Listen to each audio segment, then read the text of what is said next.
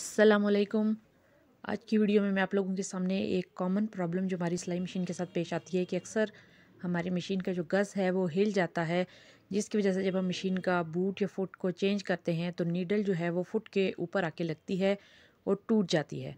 तो अभी तो ये गज़ ढीला चूँकि मैंने किया है आपको वीडियो बना के दिखाने के लिए, लेकिन अक्सर ये ऐसा होता है कि ये गज़ मूव नहीं करता, बहुत टाइट होता है और जब हम फुट या बूट मशीन को चलाने की कोशिश करते हैं तो सुई वहाँ पर लगने से टूट जाती है। तो इसका सिंपल सा हल है, बिल्कुल 1 मिनट के अंदर आप इसको ठीक कर सकते हैं। ये देखिए, ये प्लेट रिमूव कर लें स्क्रू को खोल के। अब ये आपको एक यहाँ पे स्क्रू नज़र आ रहा होगा, आप इसको थोड़ा सा ढीला कर लें। उसके बाद ये जो गज़ है, ये जो आपको रॉड नज़र आ रहा है, इसको आप प्लास की मदद से पकड़ के मूव करें।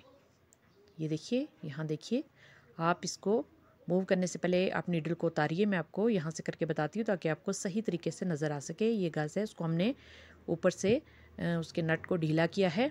ये जो 2 होल हैं मशीन के पैर के साइड पे जो बना है, और दूसरा होल जो हमारी मशीन के अंदर जा रहा है, ये देखिए, इस तरह इस गज़ को हम आगे पीछे हिला सकते हैं। ये टेढ़ा होने की वजह से हमारे जो नीडल है मशीन की, वो सही तरीके से होल के अंदर जाके नहीं लगती, जिसकी वजह से नीडल बार बार टूट जाती है।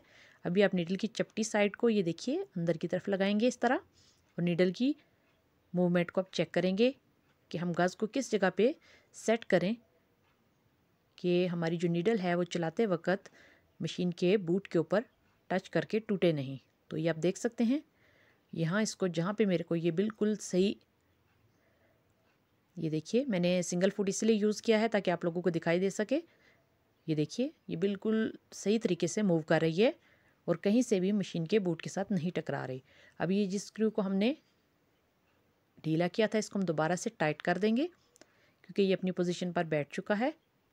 अभी आप मशीन को खाली चला कर देख लें तो ये देखिए, इसकी पोजीशन ठीक हो गई है। आप इस मसले को बहुत ही आसानी से आराम के साथ हल कर सकते हैं। अब इस प्लेट को दोबारा से आप बंद कर दीजिए और मशीन को चेक कर लीजिए।